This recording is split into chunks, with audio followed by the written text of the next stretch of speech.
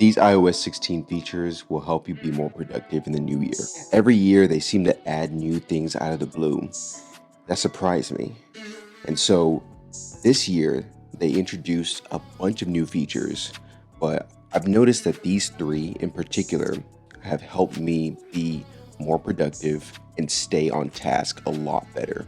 So, number one, I love the new lock screen. Of course, they added new things like being able to adjust your wallpaper. However, the key new features are widgets. Widgets have changed the way I use my lock screen forever. So now on my lock screen on my iPhone, I have my reminders on here. I also have quick and easy access to my calendar as well as the temperature. And so these have started to act a lot like my Apple Watch does because I'm able to get that quick, glanceable, actionable information that help me stay on task when I'm using my phone.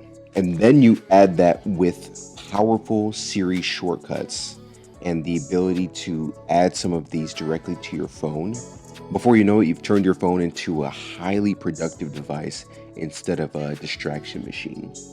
And then you go ahead and further mix it with some of the focus modes that they included back in iOS 15. And boom, I can't believe that not just a few years ago, we didn't have any of these features. I can't even, how did we even get anything done back then? Man, it's mind blowing. So yes, widgets, make sure you figure out how to utilize them for yourself. Like I said, I have my reminders. I also have quick access to my calendar and the temperature. Those are the three widgets that I've added on mine that have made a huge impact. Number two, message enhancements.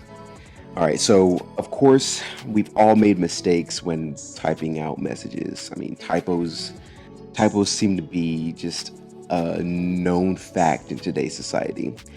However, before you had to send a follow-up message, usually with a little asterisk or a little star to show your intended message. But now you have the ability to unsend messages. Okay, so of course that came with a little asterisk as well, because if the device that you're sending it to is not running iOS 16, unfortunately they still apparently will see that message. However, if, like a lot of other people, they've upgraded their software, then you're able to go through and undo that message.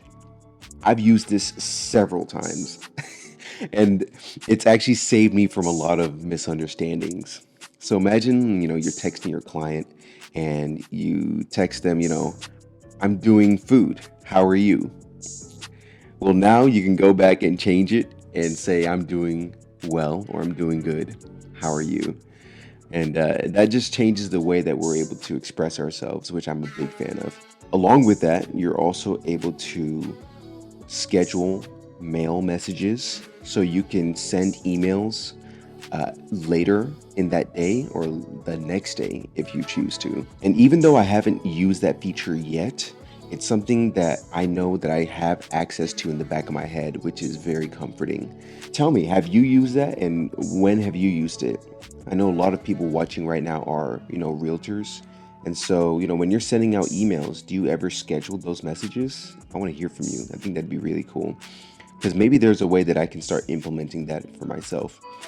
But yeah, they revamped the way you send messages now. I really love, like I said, the undo feature. I think, man, that's changed everything. And I hope that eventually they add it to, devices that don't currently run iOS 16, because I feel like they could easily add some type of buffer. Like you send the message and maybe there is a 3 to 5 second buffer that allows you to quickly unsend it right then and there before it's even mailed out or shipped out. I don't know, just something to think about. The third feature that I've been loving, that I was actually skeptical of at first, is the subject cutout feature. I use Photoshop, I use Canva all the time, and a lot of those have built-in subject cutouts.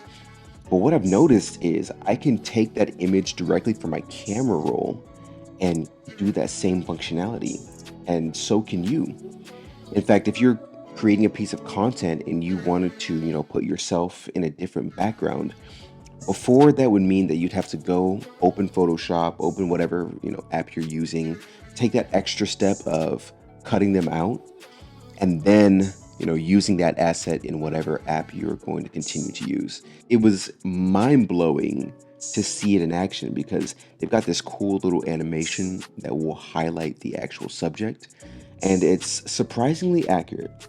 Now, I will say this: no, it hasn't replaced Photoshop for me.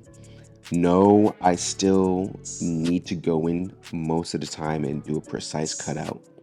However, with people, with pets, and many objects, it works surprisingly well.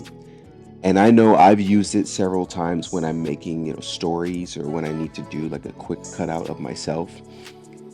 You can quickly go ahead and remove that object and move it to whatever app you need to go and use it with. And I've been very, very pleased by that functionality. And of course, because it's a software feature, it's going to get better over time using AI. And so I can't wait to see what future iterations have. Maybe the ability to edit that cutout to, include other things in that photo. Maybe, Apple can create their own professional photo editing app similar to Photoshop or Lightroom with that included in there. But I feel like there are so many different things that they can add to this to make it even better. But I'm very pleased with this first iteration because, it's very useful from the jump. I'm gonna get back to editing, but I thought I'd share some of that with you. I hope you're enjoying the brief holiday set. I hope you have a wonderful day, a wonderful evening. Happy holidays. Stay safe. Take care. Peace.